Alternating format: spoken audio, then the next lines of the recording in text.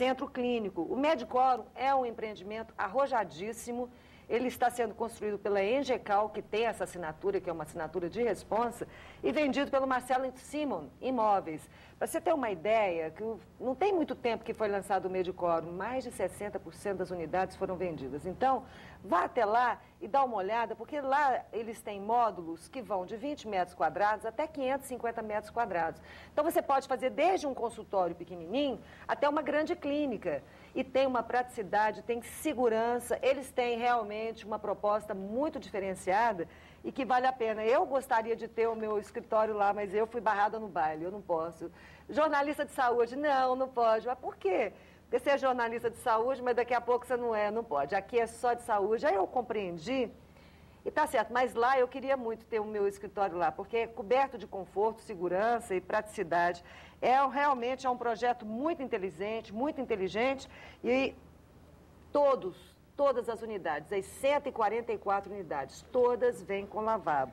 Então adquira sua clínica, na medida certa, vá até o Medicoro e conheça esse centro clínico e vê se eu tenho razão ou não. Tenho sim. Hoje a gente fala sobre memória e envelhecimento com a doutora Juliana Junqueira. Ela é diretora científica da Sociedade Brasileira de Geriatria e Gerontologia, Seção Goiás. Em dezembro, ela assume a presidência e em novembro vocês têm um encontro aqui, doutora? Ah, sim.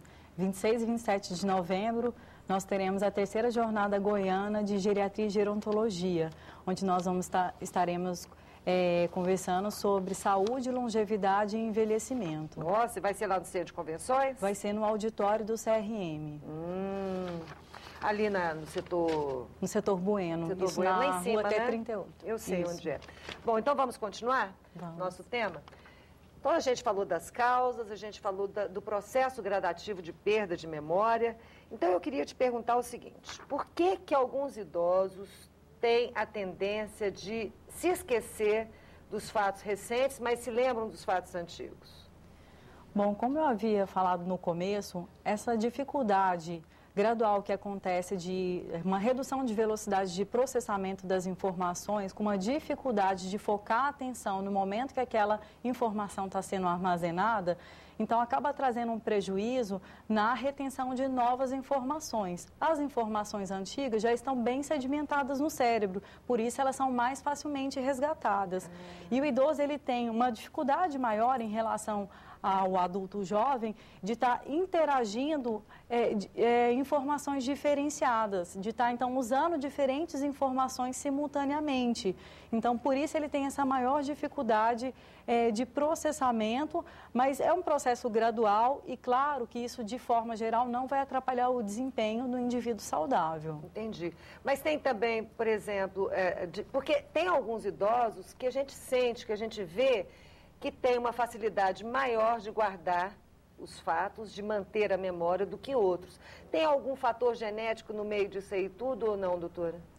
O fator genético é importante, sim. Tem descrito, né, que a doença de Alzheimer, que é a demência mais comum, ela tem um componente genético, sim, mas a genética não é tudo.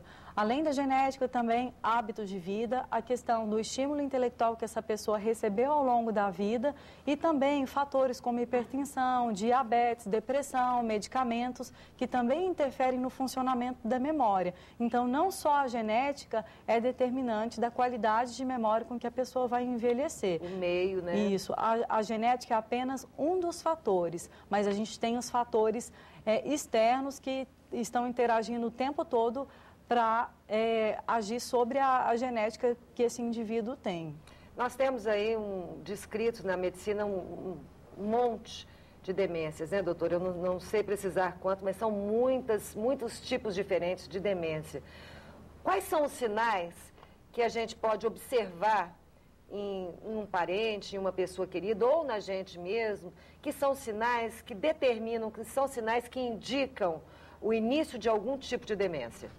Bom, conforme as diferentes demências, o indivíduo ele vai ter manifestações mais precoces, ou de alterações de memória, ou de alterações de comportamento, ou até mesmo alterações motoras do indivíduo. Mas, de forma geral, as demências que são mais comuns no indivíduo idoso, principalmente a doença de Alzheimer, a demência vascular, que é aquela que acontece no paciente pós-AVC, no paciente com hipertensão, o que chama a atenção mesmo é o declínio que o indivíduo tem da memória com prejuízo de funcionamento dele nas atividades diárias, que são as atividades que a gente chama de básicas e instrumentais de vida diária, que corresponde à capacidade funcional que esse indivíduo tem. Então, de repente, é um idoso que começa a sair de casa e se perder, é um idoso que já não consegue mais fazer compra sozinho, um idoso que não consegue mais fazer ligação, apenas atender ligações do telefone. Então, tudo isso pode sinalizar alterações patológicas da memória que podem ser processo inicial de demências. Importante relatar também que, inclusive, a doença de Alzheimer, ela pode abrir o quadro com sintomas depressivos. Então, o paciente que tem alteração de memória e sintomas de depressão, ele precisa ser avaliado por um médico para poder avaliar até que ponto que essa depressão é uma depressão pura propriamente dita ou se é uma depressão que está abrindo um quadro de demência. Entendi. Então, ao menor sinal, importante correr para o médico e fazer um check-up, né, doutora? Exatamente. Que é clínico, não é? Não há exames para isso. O diagnóstico da maioria das demências, principalmente do Alzheimer, que é a mais comum, é um diagnóstico clínico.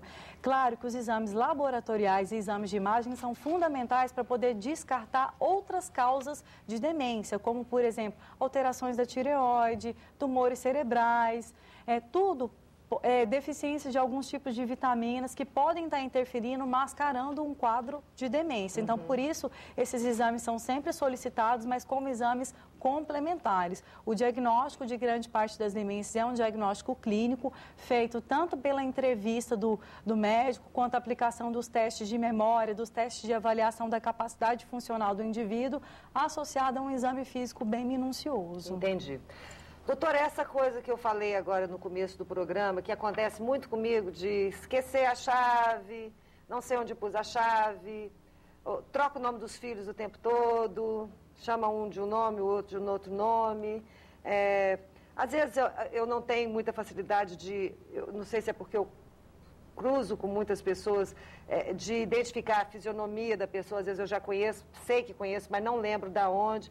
Isso é natural ou já é um processo degenerativo de memória? Isso é natural, desde que, claro, isso não esteja interferindo no seu funcionamento diário básico. E gostaria de chamar a atenção que no mundo que a gente vive hoje, com esse número grande de informações, e a gente sempre hiperativo, envolvendo com várias atividades ao mesmo tempo, com muitas preocupações ao mesmo tempo, a gente acaba não conseguindo focar a atenção na hora de guardar uma informação. E muitas vezes, por déficit de atenção, a memória fica prejudicada. Então, a gente tem que estar lembrando que para a gente sedimentar bem as informações, a gente tem que focar a atenção naquilo que a gente está querendo memorizar. E se a atenção está comprometida, a qualidade da memorização também vai ficar comprometida. É verdade. Doutora, como é que a gente pode ter será que tem alguma coisa que possa estimular a memória, até mesmo como medida preventiva, para a gente não deixar que aconteça essa degeneração? Bom, a gente sabe que, como foi conversado no começo do programa, a questão do estímulo intelectual, que é super importante. A gente fala muito sobre reserva cognitiva que a pessoa faz ao longo da vida, né? Quanto maior o tempo de escolaridade que essa pessoa tem, quanto maior o tempo que ela passa se dedicando com atividades intelectuais, ela consegue se resguardar de males maiores, ou se tiver que ter uma doença de Alzheimer, ela consegue retardar a manifestação dessa doença.